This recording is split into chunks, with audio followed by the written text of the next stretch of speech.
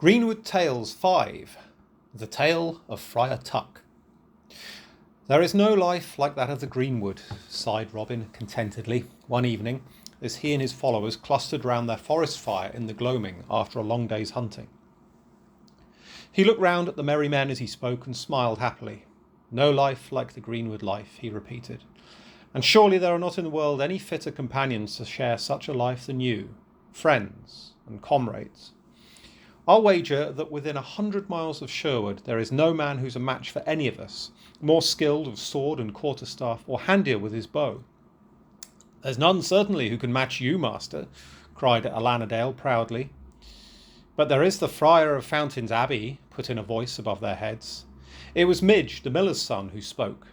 He had perched himself high up on the overhanging bough of a big oak tree, and he sat there at ease, swinging his legs and munching an apple.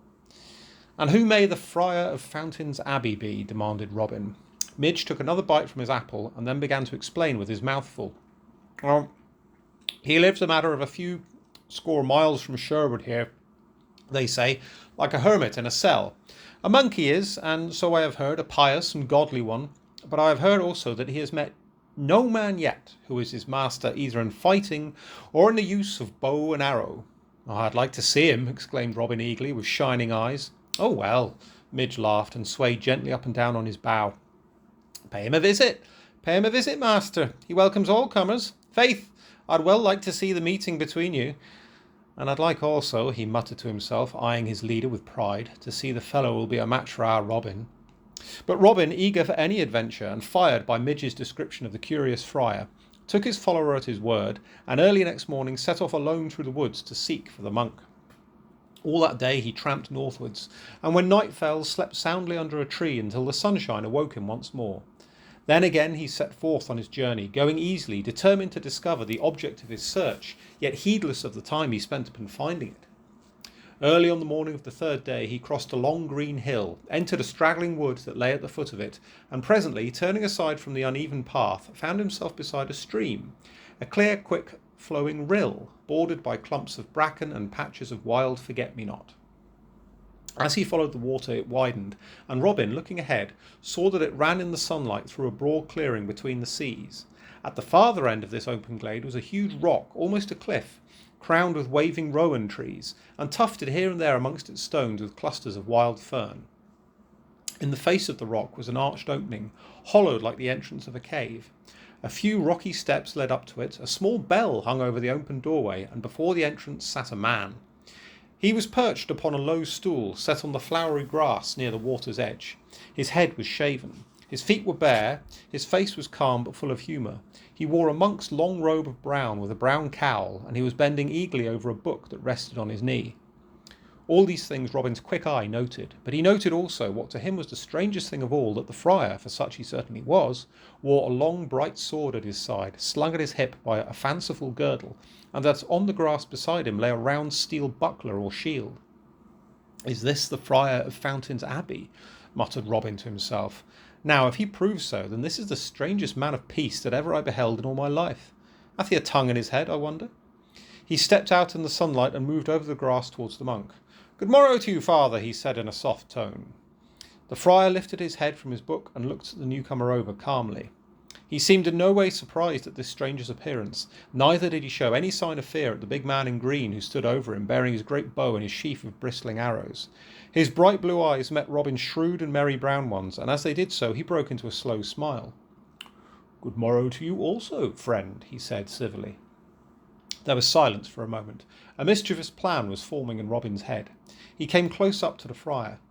I wish to cross the stream, he said simply, and the water is wide here and flows deeply, and belike I should stumble, for I do not know the ford. Will you please to bear me across, father, upon your shoulders?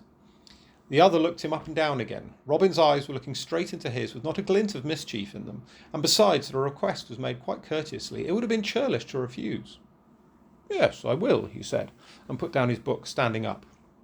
Then he took the tall man in green upon his shoulders, clasped him firmly, gathered up his robe, and stepped into the cool water. He evidently knew the ford well, for he waded through swiftly and without stumbling, and presently he and his burden were safely landed on the opposite bank, and Robin slid to the ground with a "Thank you, father." But the monk came close up to him. and as he did so, drew his sword from its scabbard. "Behold, master," he said in his deep voice, "I have borne you across the stream, and now I am myself upon the wrong side of it, for yonder bank is the place where I choose to sit, and there I was when you first came upon me. Will you please to bear me back, then, upon your shoulders?" He mimicked Robin's simple tone and flashed his long sword significantly before the other's eyes. Robin looked at him an instant, and his lips twitched. Then, "Well, father, that is but fair," he said, and hoisted the friar upon his own broad back.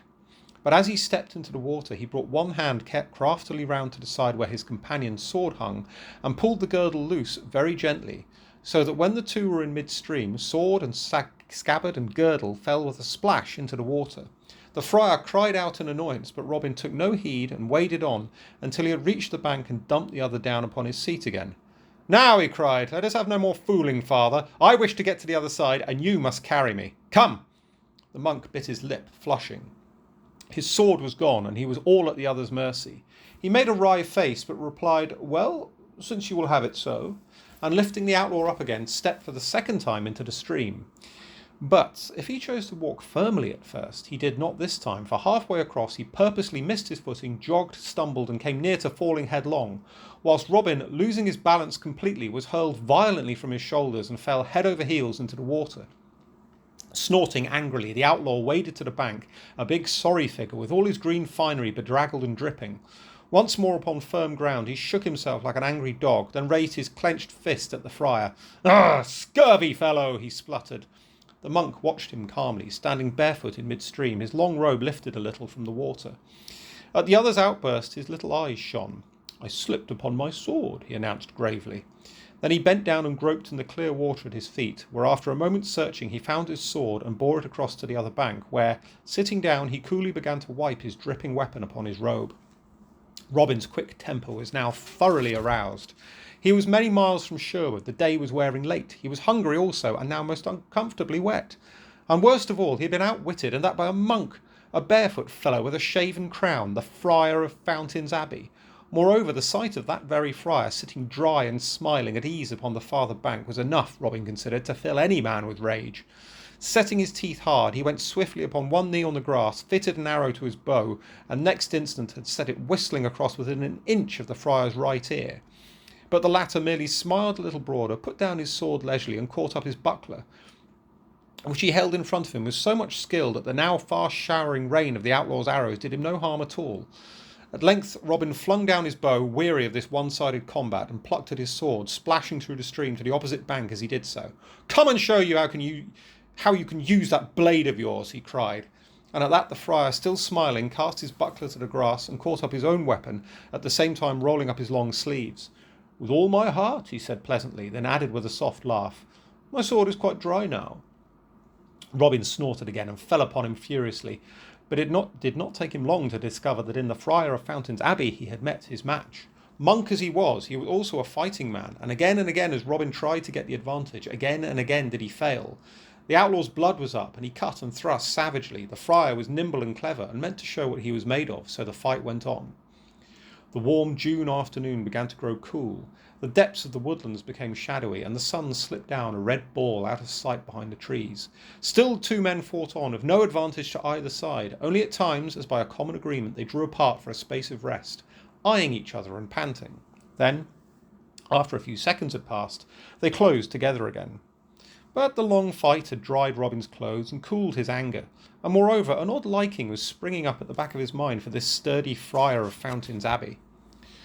The red sun vanished altogether behind the trees, leaving a faint rosy flush behind it, and again through sheer weariness the two men fell apart. Then Robin broke into a great laugh, a long jovial laugh that echoed through that silent glade, a laugh in which the friar joined heartily as he watched him. "Oh," cried the outlaw at last when he could speak, "are we not two boneheads, Sir Friar? To fight for well nigh half of a sweet summer's day, and what for at the end of it? Where's our quarrel, and what have we fought about?" "Saints, I have clean forgotten," laughed the other, and put up his sword, chuckling, whilst Robin slid his own weapon back into its sheath, then crossed the grass and took the other by the arm. "Let us sit a while and rest," he said happily. "My name is Robin Hood. Did you guess that?" "As soon as I set eyes on you." "And your name?" "Men call me the Friar of Fountains Abbey," smiled the blue-eyed monk whimsically, "but I call myself Friar Tuck." And you live here? In yonder cell. He jerked his head towards the rocky cave. I have no mind for the cloisters, but I love a free life and the merry Greenwood. Robin jumped to his feet. Then come home with me, he cried. Come back to Sherwood with me, and my merry men will welcome us both. And there you shall live the life ye love, and be our chaplain, our Friar Tuck. Is it a bargain? The friar's face had lightened up at the words. A bargain indeed, he cried, and one that I think neither side will repent in the days to come. I will serve you, Robin Hood, with all my heart. And as they turned their faces towards Sherwood in the gloaming, a star shone out and lighted them upon their homeward way.